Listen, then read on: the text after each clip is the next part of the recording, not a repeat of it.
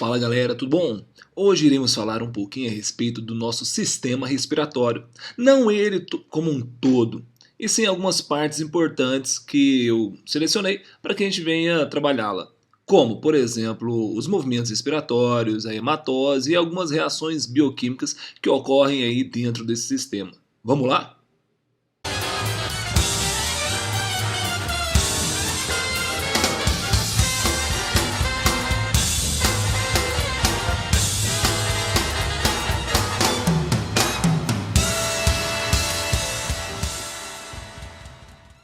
Então, antes de falarmos de forma mais profunda, vale recordar alguns princípios básicos. O primeiro deles é a diferença entre a respiração celular e a respiração pulmonar. Respiração celular é aquela que ocorre aí dentro das mitocôndrias das células, que tem como objetivo a produção de energia. Então, produção de energia vai fazer com que ocorram nossos processos vitais, não é? Para que nós possamos viver. Todo ser precisa de alguma forma de energia. A nossa, no caso, são os ATPs, não é? Adenosina trifosfato. Então, o que acontece? Lá dentro das células, a gente faz o processo de oxidação, tá? Lá das moléculas orgânicas, onde você tem o início dessa respiração celular lá fora da mitocôndria, né, na glicólise, e depois termina dentro da mitocôndria produzindo aí 36 a 38 ATPs. Não é? Então essa é a respiração celular, onde eu oxido moléculas orgânicas produzindo CO2 mais água mais energia. Ok? A água permanece dentro das células, o CO2 nós iremos ver que eles serão eliminados do nosso corpo, até porque não tem função alguma, e depois a energia nós iremos utilizar para nossos processos vitais. Ok, outra coisa é a respiração pulmonar. Respiração pulmonar é essa que tem como objetivo, então, capturar o oxigênio presente lá no ar atmosférico e transferi-lo para o nosso sangue. Processo que ocorre, então, lá nos alvéolos pulmonares. Beleza? Então vamos entender um pouquinho a respeito da ventilação pulmonar, ou seja, a troca de ar dentro dos pulmões. O ar acaba entrando aí pela nossa cavidade nasal, não é? É filtrada num primeiro momento aí pelos cílios, com bastante muco, né? A gente produz em torno de meio litro de muco só dentro dessa cavidade nasal, todos os dias. Tá? Então o ar passa pela cavidade nasal, passa aí pela faringe, que passa tanto alimento quanto oxigênio, passa pela laringe, onde tem as pregas vocais, e depois desce pela nossa traqueia. Da traqueia, ela é ramificada em dois brônquios, os brônquios são ramificados em um monte de bronquíolos, que terminam então em alvéolos pulmonares. Alvéolos pulmonares, que é um grande ganho no processo evolutivo, porque os alvéolos pulmonares, eles aumentam aí a superfície de contato aí com o oxigênio, fazendo com que nós então absorvemos um monte de oxigênio. Segundo o pessoal diz aí que nós temos em torno de 150 milhões de alvéolos pulmonares, e se eles fossem esticados aí, daria em torno de uma área de uma quadra de tênis, né? Então você imagina uma área de uma quadra de tênis absorvendo oxigênio para o seu corpo. Então é altamente eficiente esse processo de captura de oxigênio. Então esse oxigênio, a gente vai ver, ele é capturado, né, passa para dentro do sangue, onde eles encontrarão aí as hemácias. Hemácias é um nome mais bonito aí para glóbulos vermelhos, e também pode ser chamado de eritrócitos. Ok? Então, as hemácias, elas são aquelas glóbulos vermelhos porque ela tem essa cor vermelha devido ao fato de existirem aí as hemoglobinas. Hemoglobinas são proteínas, ok? Que tem aí 4 grupamentos, cada uma delas, tá? E esses quatro grupamentos, cada uma delas tem um ferro ligado, tá? Isso é chamado de grupo M. Esse então grupo M, que tem 4 ligações com ferro, ou tem 4 ferros, cada um desses ferros terá a capacidade de se ligar com uma molécula de oxigênio. Tá, aí se você contar a quantidade de hemoglobinas que nós temos dentro da nossa hemácia, nós temos em torno aí de 250 milhões de hemoglobina. Cada uma tem 4 grupamentos M com o ferro, não é? Então, Se nós temos 250 milhões, cada uma dessas 250 milhões tem 4 grupos de ligação com oxigênio, nós temos no final então cada hemácia transportando em torno de 1 bilhão de moléculas de oxigênio. Olha a eficiência, é tudo muito perfeito, não é assim? A sua mãe deve ter falado para você, por exemplo, que... Fala assim, menino, vai comer feijão, porque feijão tem ferro. Não fala isso? Desde pequeno nós ouvimos essa história. E ela não está errada não. Por exemplo, por que nós precisamos comer alimentos ricos em ferro? O ferro então faz parte da composição lá do grupo M. E sem o ferro não ocorre aí a ligação com o oxigênio. Se não ocorre a ligação com o oxigênio, não ocorre o transporte desse oxigênio aí dentro do nosso corpo. O que vai acontecer então? Se você não consegue transportar o oxigênio, você não vai conseguir então lá nas suas células oxidar as moléculas orgânicas, não conseguindo então produzir a sua energia. Energia essa importante para que você possa permanecer vivo, não é mesmo? Então tá, comam sempre ferro, né? É um elemento importantíssimo para que você não venha ficar então fraco, ou seja, não produz energia, vai ficar fraco, vai ficar anêmico, vai ficar então sem vontade de estudar, por exemplo. Então nós vertebrados possuímos a proteína hemoglobina ligada às nossas hemácias. Quando ocorre então a passagem do oxigênio lá dos alvéolos pulmonares para dentro da corrente sanguínea, rapidamente então as hemoglobinas, por terem uma afinidade com o oxigênio, se ligam com esse oxigênio, formando uma ligação instável chamada de oxihemoglobina. Por que instável? Instável devido ao fato de que a função é somente transportar esse oxigênio até uma célula que irá utilizar esse oxigênio para a produção de energia. Então leva o oxigênio lá, desliga desse oxigênio e vai embora, né? Essa é a intenção. Então a ligação oxihemoglobina, ela é instável, ok? Quase todo o oxigênio é transportado via hemoglobina. Um pouquinho de oxigênio pode ser transportado aí pelo plasma sanguíneo, ou seja, pela parte líquida. Já o gás carbônico, também existe uma afinidade aí entre a hemoglobina e esse gás carbônico. Se eles se ligarem, né, o gás carbônico com essa hemoglobina, forma uma ligação instável também, chamada de carbohemoglobina. A ligação é chamada de carbohemoglobina. Só que, vamos imaginar, quase todo o gás carbônico é transportado não via hemoglobina, e sim via plasma sanguíneo. Por quê? Porque a gente vai ver que o gás carbônico ele vai ser então transformado em íons bicarbonatos e esses íons bicarbonatos serão transportados via plasma, tá?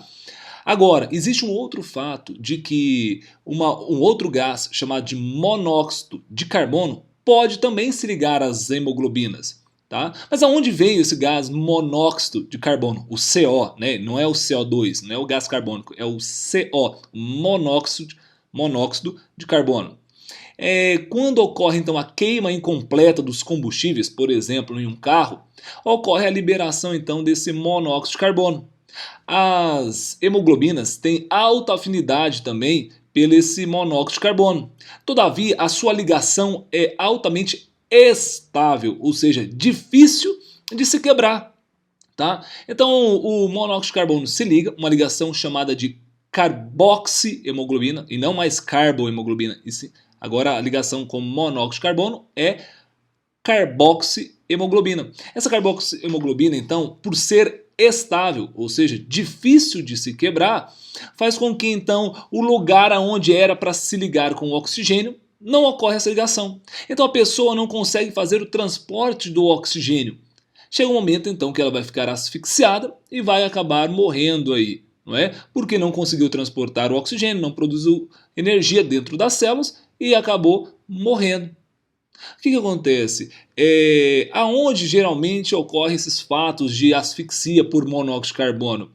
Em garagens fechadas, quando a pessoa liga o carro e permanece lá dentro do carro, ou com o vidro aberto, ou mesmo fecha o vidro e liga o ar-condicionado naquela função onde ele captura o ar de fora do meio externo do carro e acaba a pessoa então inalando esse monóxido de carbono e levando ela à asfixia. Outro caso muito comum é dentro de túneis. Tá? Os túneis que não têm ventilação, por exemplo, em um caso aí de uma grande quantidade de carros parados dentro do túnel devido ao trânsito, pode então ocorrer a liberação desse monóxido de carbono, acúmulo desse monóxido de carbono nesse ambiente que é semi-fechado, e a pessoa, ao aspirar esse monóxido de carbono, pode também morrer por asfixia. As trocas gasosas ocorrem então lá nos alvéolos pulmonares, onde essa troca ocorre por diferença de concentração, aonde a região de maior concentração de gás carbônico, que no caso é o sangue, faz a passagem desse gás carbônico para os alvéolos. Os alvéolos, por sua vez, que tem uma grande quantidade agora de oxigênio, fará com que esse oxigênio passe para dentro da corrente sanguínea. Esse processo é chamado de difusão simples, tá? Onde a troca de gases ocorre por diferença de concentração. Então, hematose é a troca gasosa, ou também chamado de troca de sangue venoso por sangue arterial, onde o sangue venoso é aquele sangue rico em gás carbônico e o sangue arterial, aquele sangue rico em oxigênio. Então, como é que o oxigênio consegue entrar dentro aí dos meus alvéolos pulmonares e o gás carbônico sair das minhas vias aéreas? Isso ocorre por movimentos respiratórios e também por diferença de concentração, tá? Então vamos pensar o seguinte: eu tenho o músculo diafragma, que fica aí abaixo dos meus pulmões, não é? E quando ele contrai, ele vai descer. Quando os músculos intercostais contraem, as costelas sobem. Então vamos supor, o pulmão estava aí nesse espaço entre o diafragma e aqui as costelas, né? Quando então o diafragma contrai, ele desce. Quando os músculos intercostais contraem também, eles erguem as costelas. Então o espaço ocupado pelo pulmão, ou seja, pelos pulmões, irá aumentar. Aumentou o espaço, aumentou, ou seja, o volume, a pressão interna dentro dos pulmões é o quê? Diminuir. É só você pensar. Tem uma bexiga aqui, ó. Tá vendo a bexiguinha? Tá vendo a bexiguinha? Barrou? A bexiguinha. Se eu pegar essa bexiga e espremer, ou seja, diminuir, ó, diminuir o espaço ocupado, a pressão interna ficou grande, ficou alta, alta pressão, ou baixa pressão? Quando eu diminuí o volume, a pressão ficou o quê? Eu não ouvi. Ah, sim. Então diminuiu o volume, a pressão interna ficou grande, alta pressão, não é? Agora, se eu grudar esse balãozinho e puxar, o volume ficou alto, ele ficou com baixa pressão. Então, quanto menor o volume, maior a pressão, né? Diminuiu o volume, alta pressão. Aumentou o volume, baixa pressão. Então, peraí. O diafragma desceu, músculos intercostais subiu as costelas, o volume aumentou. Ao aumentar o volume dos pulmões, a pressão interna diminui, ficando menor que a pressão atmosférica, forçando o ar a entrar. Então, o pulmão, ou a parte interna do pulmão, se tornou com baixa pressão e o ar então é forçado a entrar. Então, de novo, vamos lá, o processo de movimento para inspiração. Diafragma contrai e desce, músculos intercostais contraem e erguem as costelas, né? O volume do pulmão aumenta. Ao aumentar o volume do pulmão, a pressão que diminui. O ar então vai entrar. A expiração, ou seja, a saída do ar, é o contrário. Diafragma relaxa e sobe, músculos intercostais relaxam e descem as costelas, diminuindo o volume do pulmão. Ao diminuir o volume, a pressão aumenta, forçando então o ar a sair. É assim que ocorre aí os movimentos respiratórios. Para que ocorra a diferença de pressão, o ar possa entrar ou sair. Agora imagina que uma pessoa esteja aí andando pela rua e receba uma facada de um assaltante, né? O assaltante foi lá, deu a facada dela, enfiou a faca e tirou. Essa pessoa então, vamos supor que ela não feriu aí, não perfurou nenhuma veia, nenhuma artéria, nem nada. Perfurou o pulmão, por exemplo. Por que essa pessoa vai morrer? Então, porque quando você perfura os pulmões, você faz com que então iguale a pressão interna da externa dos pulmões. né? Então a pessoa não consegue gerar essa diferença de pressão, então ela não conseguirá fazer o processo de inspiração e respiração, morrendo aí asfixiada, não é mesmo? E quem faz aí o controle dos movimentos respiratórios é tanto o bulbo quanto a medula espinhal ou espinal. Tá? E como que eles sabem que tem que aumentar o movimento respiratório? Isso é devido ao fato de que quando uma pessoa precisa de respirar mais, é porque está ocorrendo o seguinte: o sangue está ficando ácido. Mas por que o sangue está ficando ácido? Ou seja, por que ocorre a baixa do pH nesse sangue? Porque aumenta-se então a concentração de gás carbônico lá no sangue, e esse gás carbônico será transformado em ácido carbônico. Então, receptores químicos verificam que está ocorrendo o aumento da acidez devido ao fato da alta concentração do gás carbônico no sangue, fazendo com que então chegue lá a mensagem para o bulbo e também para a medula, e esses, por sua vez, mandará informações para que os músculos trabalhem, fazendo com que ocorra os movimentos respiratórios. Ok? Vale lembrar também que tanto lá na aorta quanto na carótida, nesses dois vasos sanguíneos, existem também receptores químicos, mas agora para a percepção da concentração de oxigênio dentro do sangue. Então, se eles verificam que abaixou a concentração de oxigênio dentro do sangue, esses receptores mandarão informação para o sistema nervoso, e esses, por sua vez, mandará que ocorra o aumento aí dos movimentos respiratórios. Então vamos prestar atenção nesse esqueminha aqui.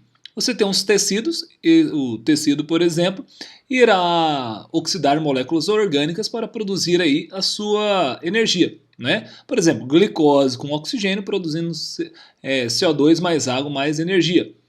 A energia e a água serão utilizados pelo tecido. CO2 não tem função nenhuma, então ele é eliminado do tecido, cai na corrente sanguínea e depois entra lá nas hemácias. Esse CO2, o gás carbônico, se liga com a água, formando um ácido, o ácido carbônico. Esse ácido carbônico, então, se dissocia então, em íon bicarbonato e hidrogênio. O íon bicarbonato sai lá das hemácias, né, sai dessa hemácia aqui, cai na corrente sanguínea e é transportado então pelo plasma sanguíneo na forma de íon bicarbonato. Vale lembrar que baixa quantidade de gás carbônico será transportado via hemoglobina, né, na ligação carbo-hemoglobina. A maioria do gás carbônico é transportado no plasma por meio do íon bicarbonato.